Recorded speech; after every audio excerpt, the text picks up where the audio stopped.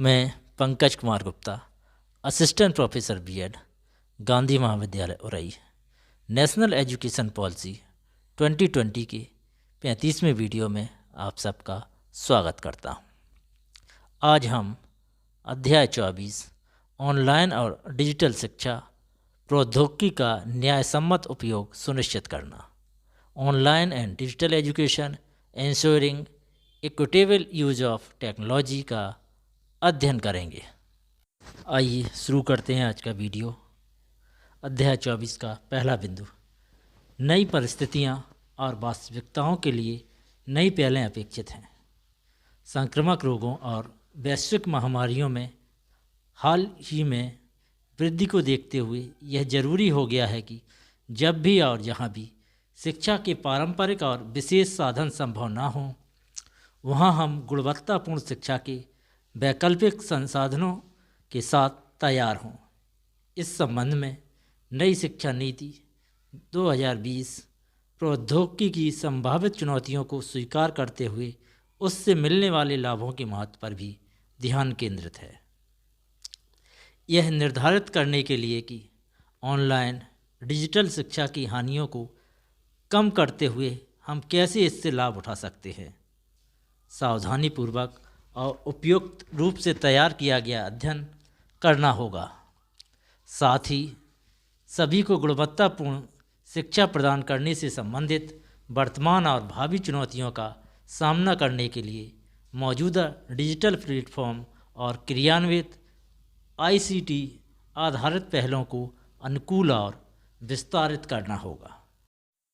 अध्याय 24 का दूसरा बिंदु, तथापि ऑनलाइन डिजिटल शिक्षा का लाभ तब तक नहीं उठाया जा सकता जब तक कि डिजिटल इंडिया अभियान और किफ़ायती कंप्यूटिंग उपकरणों की उपलब्धता जैसे ठोस प्रयासों के माध्यम से डिजिटल अंतर को समाप्त नहीं किया जाता। यह जरूरी है कि ऑनलाइन और डिजिटल शिक्षा के लिए प्रौद्योगिकी का उपयोग समानता के सरोकारों को पर्याप्त रूप से संबोधित किया जाए। अध्याय 24 का तीसरा बिंदु, प्रभावशाली ऑनलाइन प्रशिक्षक बनने के लिए शिक्षकों को उपयुक्त प्रशिक्षण और विकास चाहिए। पहले से ही यह माना नहीं जा सकता कि पारंपरिक कक्षा में एक अच्छा शिक्षक स्वचालित रूप से चलने वाली एक ऑनलाइन कक्षा में भी एक अच्छा शिक्षक सिद्ध होगा। अध्यापन में आवश्यक परिवर्तनों के अलावा ऑनलाइन आकलन के लिए भी एक अलग दृष्टिकोण की आवश्यकता होती है।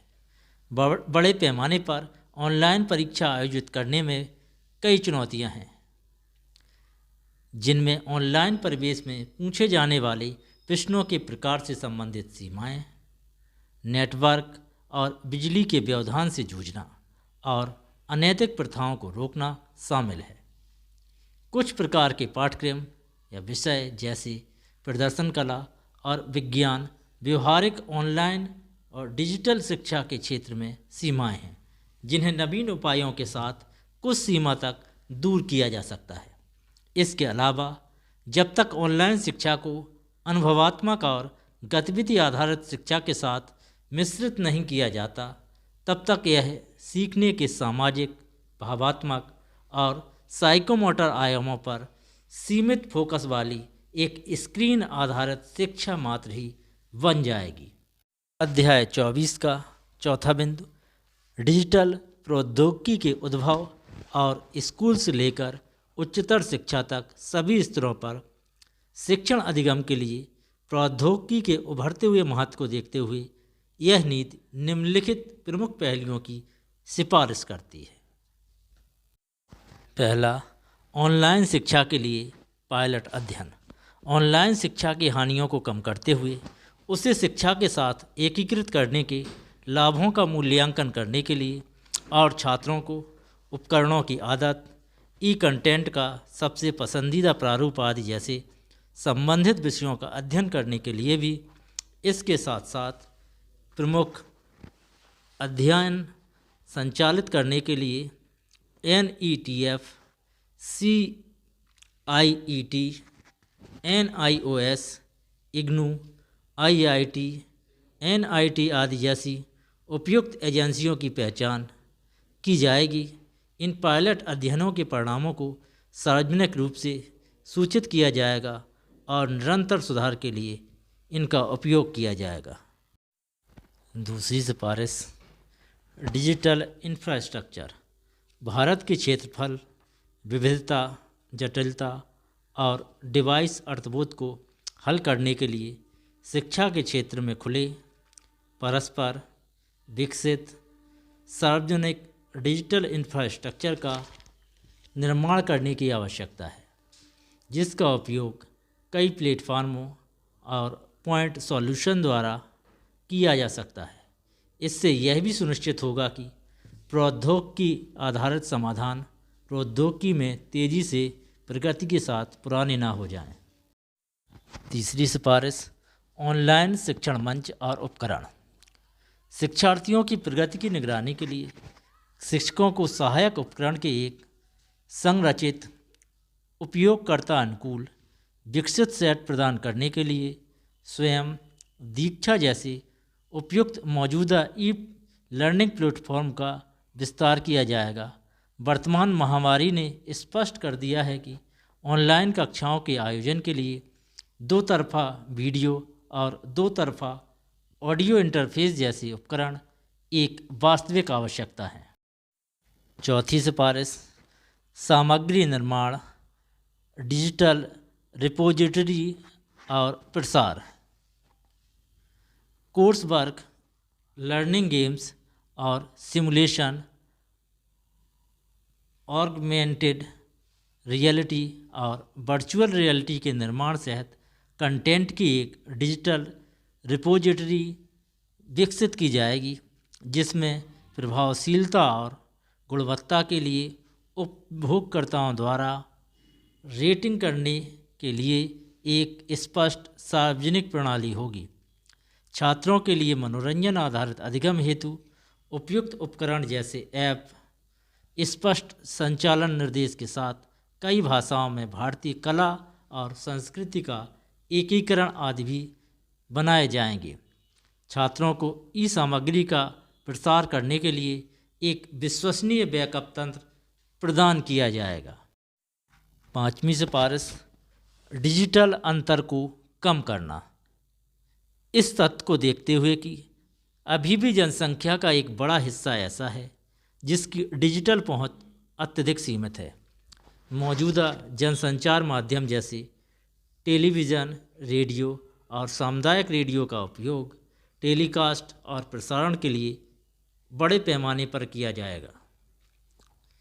इस तरह के शैक्षिक कार्यक्रमों को छात्रों की बदलती आवश्यकताओं को पूरा करने के लिए विभिन्न भाषाओं में 24 घंटे 7 दिन उपलब्ध कराया जाएगा।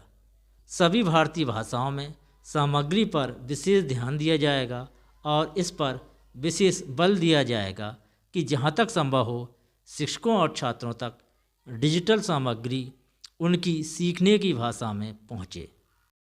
छठवीं सिफारिश, वर्चुअल लैब्स। वर्चुअल लैब बनाने के लिए दीक्षा, स्वयं और स्वयं प्रभा जैसे मौजूदा ई लर्निंग प्लेटफॉर्म का उपयोग किया जाएगा ताकि सभी छात्रों को गुणवत्तापूर्ण व्यवहारिक और प्रयोग आधारित अनुभव का समान अवसर प्राप्त हो। SEDG छात्रों और शिक्षकों को पहले से लोड की गई सामग्री वाले टैबलेट जैसे उपयुक्त डिजिटल उपकरण पर्याप्त रूप से देने की संभावनाओं पर विचार किया जाएगा और उन्हें विकसित किया जाएगा। सातवीं सिफारिश, शिक्षकों के लिए प्रशिक्षण और प्रोत्साहन। शिक्षकों को शिक्षार्थी केंद्रित अध्यापन में गहन प्रशिक्षण दिया जाएगा और यह भी बताया जाएगा कि वे ऑनलाइन शिक्षण प्लेटफार्मों और उपकरणों का उपयोग करके उच्चतर गुणवत्ता वाली ऑनलाइन सामग्री का स्वयं सृजन करेंगे। ई सामग्री के साथ साथ छात्रों में आपसी सहयोग स्थापित करने के लिए शिक्षक की भूमिका पर जोर दिया जाएगा। आठवीं सिफारिश, ऑनलाइन मूल्यांकन और परीक्षाएं। उपयुक्त निकाय जैसे कि प्रस्तावित राष्ट्रीय मूल्यांकन केंद्र अथवा परख, स्कूल बोर्ड, एनटीए और अन्य चिन्हित निकाय मूल्यांकन रूपरेखाओं का निर्धारण करेंगे और कार्यान्वित करेंगे, जिसमें दक्षताओं, पोर्टफोलियो, रूब्रिक्स, मानकीकृत मूल्यांकन और मूल्यांकन विश्लेषण की डिजाइन शामिल होंगे। 21वीं सदी के कौशल पर ध्यान केंद्रित करते हुए शिक्षा प्रौद्योगिकी का उपयोग कर मूल्यांकन के नए तरीके का अध्ययन किया जाएगा। 9वीं सिफारिश, सीखने के लिए मिश्रित मॉडल। डिजिटल शिक्षा व शिक्षण को बढ़ावा देने के साथ ही परंपरागत व्यक्तिगत रूप से आमने सामने सीखने के महत्व को भी पूरी तरह से स्वीकार किया जाता है। तदनुसार विभिन्न विषयों के लिए सीखने के विभिन्न मिश्रित प्रभावी मॉडल उपयुक्त प्रतिकृति के लिए चिन्हित किए जाएंगे। 10वीं सिफारिश, मानकों को पूरा करना। जैसे जैसे ऑनलाइन डिजिटल शिक्षा पर शोध सामने आ रहे हैं, एनईटीएफ और अन्य उपयुक्त निकाय ऑनलाइन डिजिटल शिक्षण के लिए सामग्री, प्रौद्योगिकी और शिक्षा शास्त्रीय मानक स्थापित करेंगे। ये मानक राज्यों, बोर्डों, स्कूलों और स्कूल परिसरों, उच्चतर शिक्षण संस्थानों आदि द्वारा ई लर्निंग के लिए दिशा निर्देश तैयार करने में मदद करेंगे। अध्याय 24 का 5वां बिंदु, विश्व स्तरीय डिजिटल इंफ्रास्ट्रक्चर। शैक्षिक डिजिटल कंटेंट सामग्री और क्षमता का निर्माण करने के लिए एक समर्पित इकाई का सृजन। शिक्षा में प्रौद्योगिकी कोई गंतव्य न होकर एक यात्रा के समान है और नीतिगत उद्देश्यों को लागू करने के लिए विभिन्न पारिस्थितिक तंत्र के खिलाड़ियों को तैयार करने हेतु क्षमता की आवश्यकता होगी। स्कूल और उच्चतर शिक्षा दोनों की ई शिक्षा आवश्यकताओं पर ध्यान देने के लिए मंत्रालय में डिजिटल बुनियादी ढांचे, डिजिटल सामग्री और क्षमता निर्माण की व्यवस्था करने के उद्देश्य के लिए एक समर्पित इकाई की स्थापना की जाएगी। चूँकि प्रौद्योगिकी तेज़ी से विकसित हो रही है और उच्चतर गुणवत्ता वाले ई लर्निंग को वितरित करने के लिए विशेषज्ञों की आवश्यकता है, इसलिए एक जीवंत पारिस्थितिकी तंत्र को ऐसे समाधान के लिए प्रोत्साहित किया जाना है जो न केवल भारत के आकार, विविधता, इक्विटी की चुनौतियों को हल करे, बल्कि तेज़ी से हो रहे प्रौद्योगिकी बदलावों को ध्यान में रखते हुए विकसित किए जाएं, जिसका कुछ भाग प्रत्येक बीतने वाले वर्ष के साथ पुराना होता जाता है। अतः इस केंद्र में प्रशासन, शिक्षा, शैक्षिक प्रौद्योगिकी, डिजिटल शिक्षा शास्त्र और मूल्यांकन, ई गवर्नेंस आदि के क्षेत्र से जुड़े विशेषज्ञ शामिल होंगे। यदि ये वीडियो अच्छा लगा हो तो लाइक करिए, दोस्तों तक पहुंचाने के लिए शेयर करिए। यदि कुछ कमी लगी हो तो कमेंट करिए और एनईपी को पूरा समझने के लिए हमारे चैनल को सब्सक्राइब करिए, नोटिफिकेशन की घंटी बजाइए। Thank you for watching.